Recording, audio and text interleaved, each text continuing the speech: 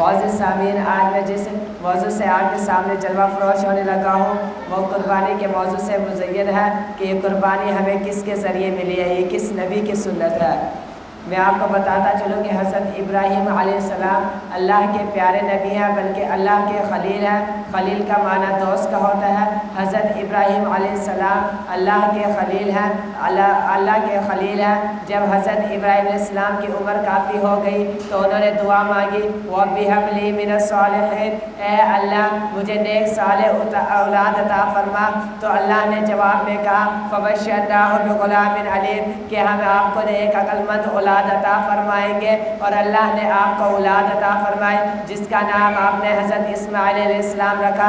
حضرت ابراہیم علیہ السلام کو خلیل کا لقب اس لیے دیا گیا کیونکہ انہوں نے اپنی ساری زندگی اللہ تعالیٰ کو منانے میں نکالی۔ کبھی وہ نمرود کی آگ میں اللہ کو منانے چل دیے، کبھی وہ حضرت حاجہ اور حضرت اسماعیل علیہ السلام کو مکہ کی تپتی ریت پر چھوڑ کر آ گئے اللہ کی رضا کے لیے۔ تو کبھی بیٹے کو چھری کے نیچے لٹا دیتے ہیں کہ اللہ کو راضی کرنے کے لیے۔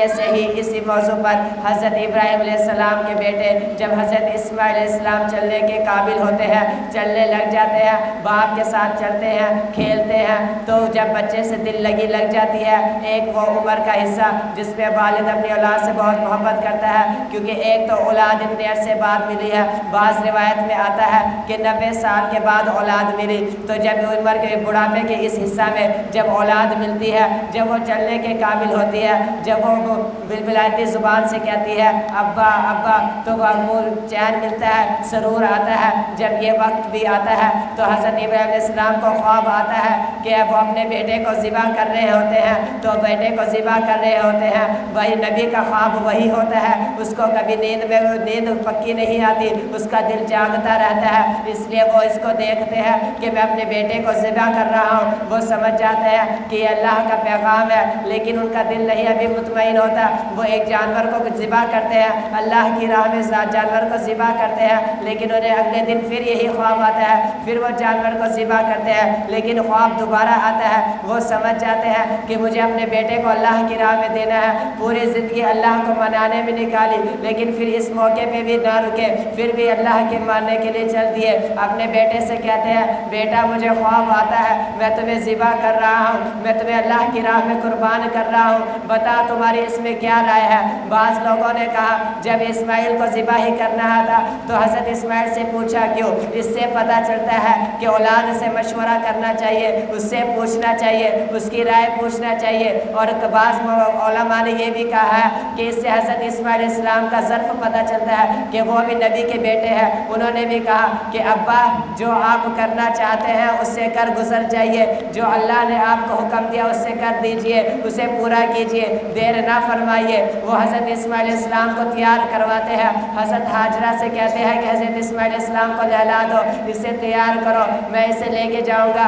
حضرت حاجرہ علیہ السلام کو نہیں پتا، وہ انہیں تیار کرتی ہے، کہتی ہے کہ شاید میرے بیٹے کو کہیں گھمانے لے کے جائیں گے، کہیں نے اپنے ساتھ لے کے جائیں گے اور دوستوں سے ملوائیں گے۔ بیٹے کو لے کے جا رہے ہیں تو وہ لے کے چلے جاتے ہیں، پیچھے سے شیطان آتا ہے، حضرت حاجرہ کو بہکاتا ہے، کہتا ہے حاجرہ یہ کیا آج اللہ نے کرنے کی ہے کہ آج حضرت ابراہیم علیہ السلام اپنے بیٹے کو ذبح کریں گے؟ وہ کہتی ہے لعنتی یہ تو کیا کہہ رہا ہے؟ کیا کبھی کوئی باپ اپنے بیٹے کو ذبح کرتا ہے؟ کیا کبھی کسی باپ نے اپنے بیٹے کو ذبح کیا ہے؟ یہ بھی وقت دیکھا، فرش نے بھی دیکھا، عرش نے بھی دیکھا کہ جب باپ بیٹے کو ذبح کرے گا تو اس موقع پر وہ کہنے لگا جب اللہ کا حکم آتا ہے تو ابراہیم کر گزر جاتا ہے۔ یہ وہ نبی ہے جس کی شان دیکھو شیطان بھی بیان کر رہا ہے کہ جب اللہ کا حکم آیا تو وہ بیٹے کو قربان کرنے چل دیا۔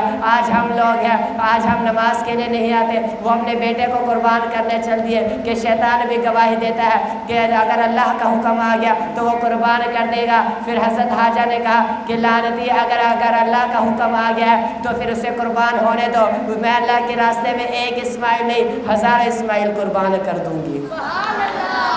پھر وہ وہاں سے چلا جاتا ہے، وہ حضرت ابراہیم کے راستے میں آتا ہے، وہ حضرت ابراہیم کو کہتا ہے یہ تم کیا کر رہے ہو، بڑھاپے میں تمہیں اولاد ملی، بڑھاپے میں نیک صالح اولاد ملی، تم اللہ سے التجا کرو، اللہ اپنے فیصلے کو بدل دے گا۔ کہتے نہیں، اللہ نے حکم دیا میں کروں گا۔ انہوں نے 7 کنکریاں اٹھائی، ان کو ماری، شیطان بھاگ گیا۔ پھر آگے جاتے ہیں، پھر شیطان آتا ہے، پھر 7 کنکریاں ماری، پھر وہ بھاگ گیا۔ پھر جاتے ہیں، پھر شیطان آتا ہے، پھر 7 کنکریاں اللہ کے نام سے ماری۔ اللہ کو ادا اتنی پسند آئی، اسے حج کا رکن بنا دیا، اس کو حج کی ادا بنا دی۔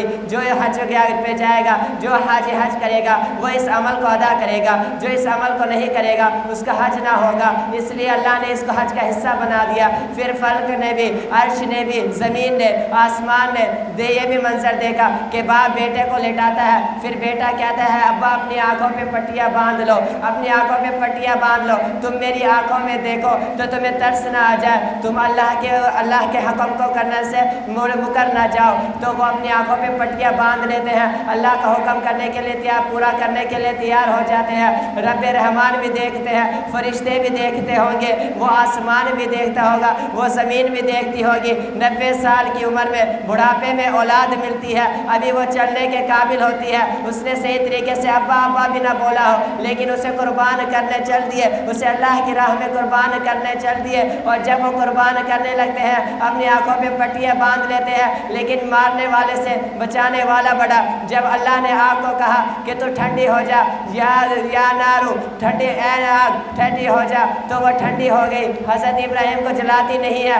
جب اللہ نے چھری کو کہا کہ تو نے کاٹنا نہیں، اس کا کام کاٹنا ہے، لیکن جب اللہ نے حکم دیا اس نے نہ کاٹا، اس نے نہ کاٹا۔ تو حضرت جبرائیل علیہ السلام آسمان سے دمبا لاتے ہیں، اس دمبے کو ذبح کرتے ہیں، اس کو سنت ابراہیم کہتے ہیں۔ اس کو سنت ابراہیم کہہ دیا۔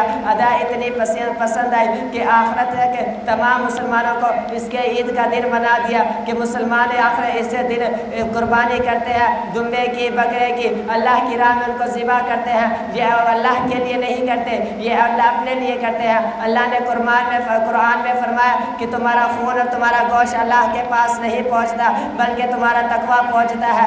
آج کل لوگ کہتے ہیں مہنگائی بہت ہے، حالات ایسے نہیں کہ ہم قربانی کریں۔ موبائل آئے سال بدلتے ہیں، آج سال نیا موبائل لیتے ہیں، کہتا ہے نیا ماڈل نکلا ہے، نیا ماڈل نکلا ہے، اس کا ریفلیکشن اچھا ہے، اس کا کیمرہ اچھا ہے، اس کی میموری اچھی ہے، میں نے لینا ہے، میں نے ٹک ٹاک بنانی ہے۔ لیکن جب قربانی کی بات آتی ہے کہتے ہیں مہنگائی بہت ہے، ہم کر نہیں سکتے، ہمارے پاس استطاعت نہیں ہے، یہ تو کوئی طریقہ نہ ہوا۔ میرے آقا جب جس چیز کی ترکیب دیتے صحابہ اس کی طرف تڑپ کر بڑھتے۔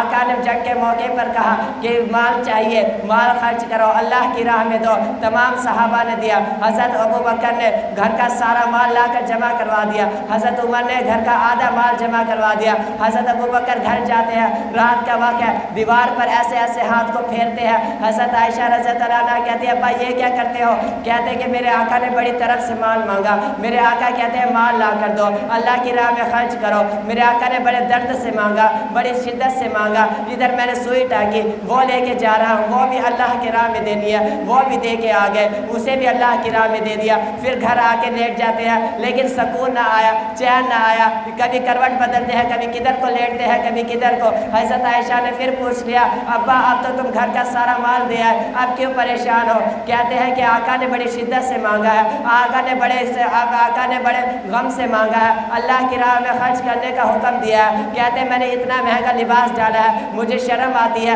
کہ میرا آقا مانگے اور میں اتنا مہنگا لباس ڈال کر پھروں۔ انہوں نے وہ لباس بیچا اور گھر سے جو کا ایک بوریا ڈال لیا اور اسے آقا کے حوالے کر دیا اس کی قیمت کو۔ تو اللہ نے آقا کے سامنے سے پردے ہٹائے، فرشتوں کو دکھایا کہ بشر ایسے بھی ہوتے ہیں، خلیفہ ہو کے جو فاقہ کشی کی لذتیں مانگے، یہ فرشتوں کو دکھانا تھا، بشر ایسے بھی ہوتے ہیں۔ اور یہ کہ جن کو نہ آتا تھا بو بکر کی بازی کا، انہیں سور کا منظر دکھانا تھا، بشر ایسے بھی ہوتے ہیں۔ پردے ہٹا دیے گئے، میرے آقا کو دکھایا گیا کہ آسمان پر تمام فرشتوں نے جو کا لباس پہنا ہوا ہے۔ سبحان اللہ۔ کیا کہنے ہیں ابو بکر تیری عظمتوں کے، کیا کہنے ہیں تیری رفتوں کے۔ وہ پہلا مددگار، پہلا صحابی، نبی نے جسے ہر قدم پر دعا دی، وہ افضل بشر، وہ بعد الانبیاء ہے، وہ جان صداقت، وہ جان وفا ہے۔ فرشتے اسی کی دعاؤں پہ عاشق، اسی کی نماز و اداؤں پہ عاشق، نبیوں سے کم تر، اماموں سے اعلیٰ، محمد سے ہر دم وفا کرنے والا۔ کہ یہ وہ صحابی تھے آقا کے حکم پر کٹ جاتے تھے، مر جاتے تھے، اپنا مال لگاتے، جان لگاتے۔ آج ہم ایک موبائل کے پیچھے تو محنت کرتے ہیں لیکن قربانی کے پیچھے محنت نہیں کرتے۔ اس کو سنت ابراہیمی آپ صلی اللہ علیہ وسلم نے فرمایا کہ قربانی کیا کرو۔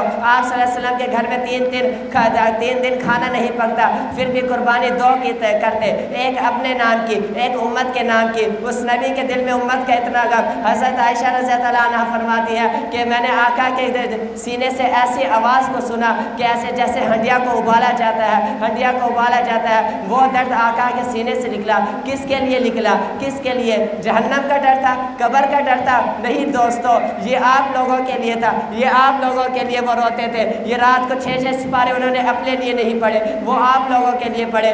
پاؤں میں ورم کن کے لیے آئے؟ آپ کے لیے آئے۔ طائف میں پتھر کن کے لیے کھائے؟ اپنے لیے۔ کیا جنت کا کوئی شک تھا؟ میرے آقا کو بغیر تو جنت کا دروازہ نہ کھلنا تھا، یہ آپ لوگوں کے لیے کیا۔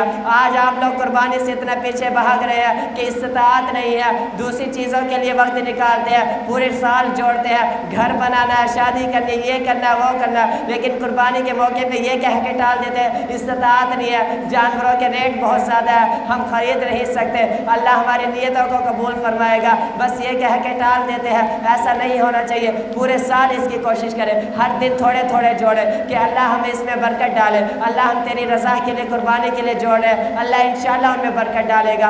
اللہ ہماری نیتوں کو قبول فرمائے، اللہ ہمیں اپنے دین کے لیے قبول فرمائے، اللہ ہمیں قربانی کی توفیق عطا فرمائے۔ پھر یہ بھی نہیں کہا کہ بس ایک ہی جانور کرو، اللہ آپ صلی اللہ علیہ وسلم نے کہا ایک میں سے 7 حصے کر لو، ایک حصہ تم اپنے نام کا کر لو، پھر یہ اور اس کو قربان کرو، اس میں سے 3 حصے کر لو، یتیموں کو دو، دوستوں کو دو، پھر اس میں سے خود بھی رکھو، خود بھی کھاؤ۔ یہ نہیں کہ پورا لوگوں کو بانٹ دو، خود نہ کھاؤ، ایسا رول نہیں بنایا کہ دین میں مشقت نہیں ہے۔ وہاں پر وہ نبی اپنے بیٹے کو ذبح کرتا ہے، آج ہم یہاں قربانی بھی نہیں کر سکتے ان کے لیے۔ اس کی نیت کریں گے نا انشاءاللہ۔ اللہ تعالیٰ ہمیں دین پر صحیح عمل کرنے کی توفیق عطا فرمائے۔ وآخر دعوانا